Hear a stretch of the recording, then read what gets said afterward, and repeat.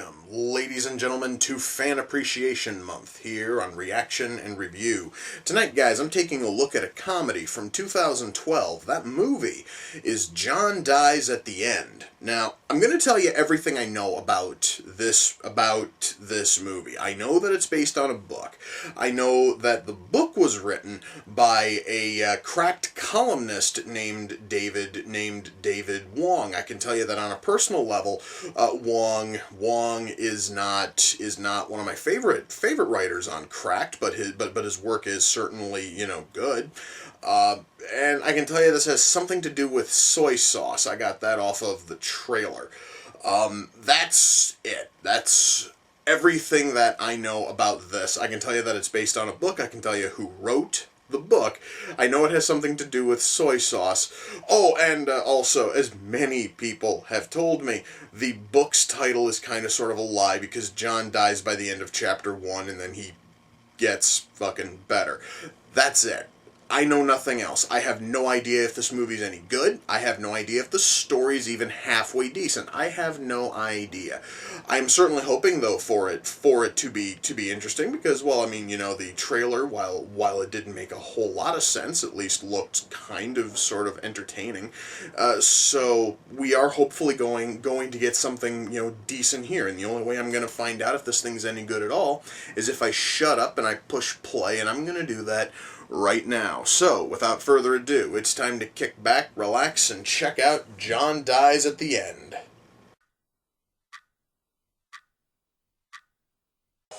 Oh boy, guys, the movie's been kind of dull so far, and now we're treated to incredibly shitty music. Oh, fun.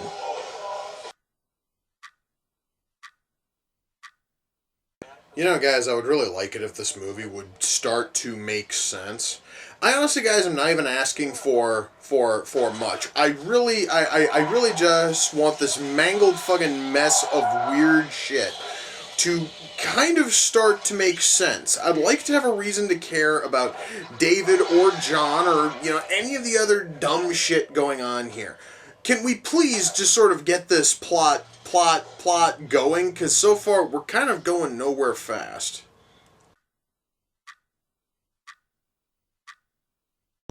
Well, guys, the story isn't making any sense yet, but at least now I'm kind of sort of interested. It's kind of sad it took the movie almost a fucking hour to get me interested, but at least I'm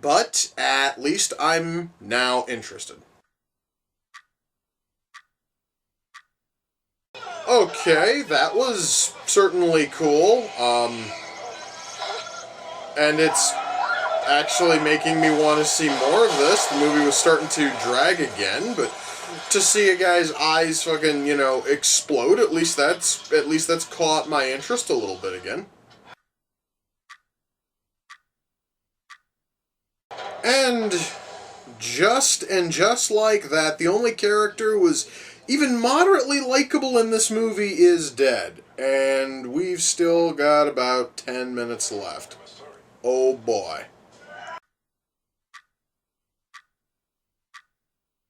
Well, guys, that was John Dies at the End. The movie is trying desperately to shoehorn in some extra bullshit during the closing credits, but no, I am not sitting through that. I do not give a shit.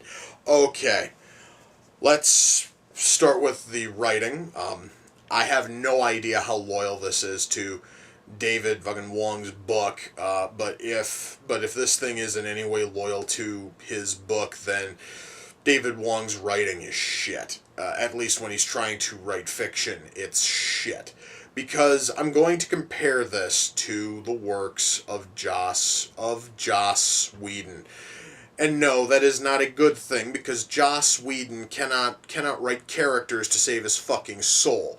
And the same problem is here. Every single character is the fucking same. They all have the very same personality. They all have the very same speech and vocal patterns. The only difference between a couple of them are that they have accents. One of them is Jamaican. One of them is trying really hard and failing to sound fucking Russian, and one of them is a wigger. There we go. I just gave you all the personality across the entire cast. Alright? And that was off of 3 characters, 2 of which are, actually no, all 3 of them are in the film. For all told, if we were to combine the total screen time of those 3 characters, we've got less than 10 minutes of movie in a 99-minute film. Otherwise, every other character is a bland cookie fucking cutter character. Now, the big difference between the way that David Wong writes and the way that Joss Whedon writes is Whedon will lazily try to work in any kind of pop culture reference he possibly can, and David Wong will apparently again, if this is anything to go by, will make references to things such as Kafka or to Eyes Wide Shut. So he's honestly a snobby and incredibly pretentious version of Whedon, which is even more insufferable. Anyway, so yeah, guys, we have characters here who are incredibly flat. Our story goes absolutely nowhere because it's trying so hard to be, deep and witty and love, and it's trying to be as much like a Lovecraft story as possible. But right here is the difference. Lovecraft actually knew how to write character and tension and actually get the fucking story, flowing. This thing has none of that. And this thing is also supposed to be a comedy. There isn't a single laugh to be had in this entire 99-minute sleeping pill of a film. I could honestly count the number of interesting moments and interesting scenes on one hand, and I could count the number of funny lines, funny moments, or even funny frames on a bloody stump. There are none. This thing fails at comedy on an absolutely epic fucking scale, and that is saying a lot because when David Wong is able to write his columns for Cracked, they're actually kind of funny every fucking so often. His stuff is still interesting to read, but most of it really isn't ha-ha funny, but it is at least kind of witty, and none of that is seen here. Now, mind you, once more, the book could be drastically different, and the book actually might have some level of wit to it. But after seeing this thing, I really have no interest in even bothering watching or reading the book. So writing here is just kind of a mess. The acting here, well, I mentioned how one character tries and fails to pull off a Russian accent. That character is played by Clancy Brown, and I would have thought that Clancy Brown could pull off a Russian accent. Apparently, I was wrong. And his talents are completely wasted in this film because he's really only here for a small amount of time. In fact, all of the nameable actors, which are him, Giamatti. I'm talking about Paul fucking Giamatti and Kevin Michael Richardson. All 3 of them are in here, and all of their talents are wasted because, first of all, they all have what essentially amount to bit fucking parts. And their dialogue is shit, but you see that though goes back into writing. The acting here though is not bad. I mean, I am not about to say that anybody here turned in a horrible showing. It's just they all were basically just doing the barest fucking minimum and just sort of calling it a fucking day. So none of them actually were trying to knock it out of the park. However, though, I do have to stress once more that when you are handed a script which is this fucking lifeless, I never ever expect actors to work fucking miracles with it. Okay, they are never going to. So yeah, guys, the acting here is good, and it would probably have been better if they were handed a script that wasn't absolute boredom for 99 fucking minutes. Anyway, special effects. Special effects here are kind of cheap, but still, passable. I am really happy that there's a ton of practical blood, and there's not a whole lot of CG blood. I actually can only think of one fucking scene, and it is just such a trivial one that I'm not even going to bother, talking about it. So yeah, guys, special effects here, like CG looks, kind of sort of cheap whenever it's used, and the practical stuff at least looks really, really solid. So I mean, now we do have that.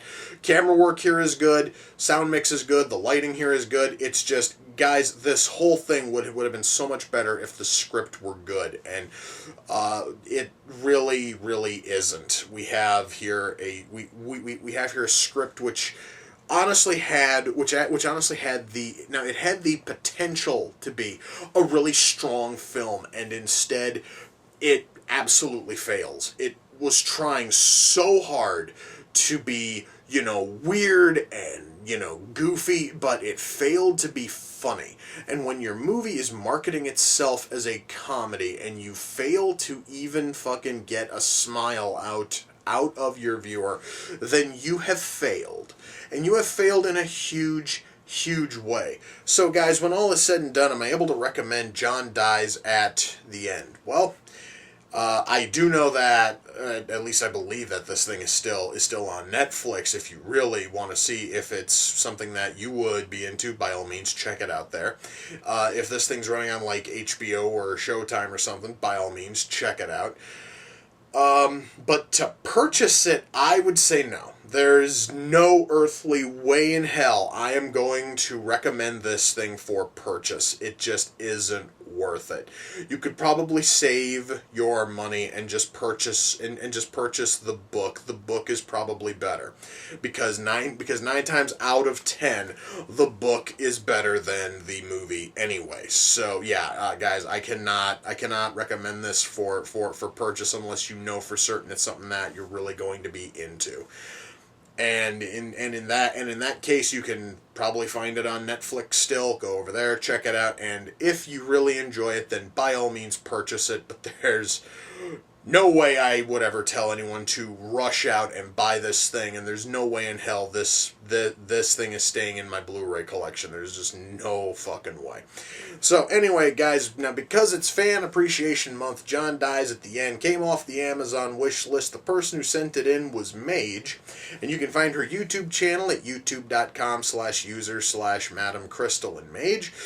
Thank you, because I was really curious about this one. I genuinely was, and I also was curious about the book. And after watching this, I'm really not sure if I want to bother with the book. However, though, I honestly wouldn't have known anything about the quality of this film if you hadn't sent it in, and for that, I thank you. Now, because this thing was written by David fucking Wong, and I know that he writes for Cracked, I'm just gonna go and binge read a ton of columns on Cracked, probably from some of the better columnists, like, I don't know, like Michael Swaim or Sean Baby or Gladstone, the really awesome writers, and I'll probably slip in a couple of, Wong's columns in there too. Anyway, guys, with that, we come to the close of another reaction and review. Until next time, ladies and gentlemen, take care, and I will see you all in the near future. Peace.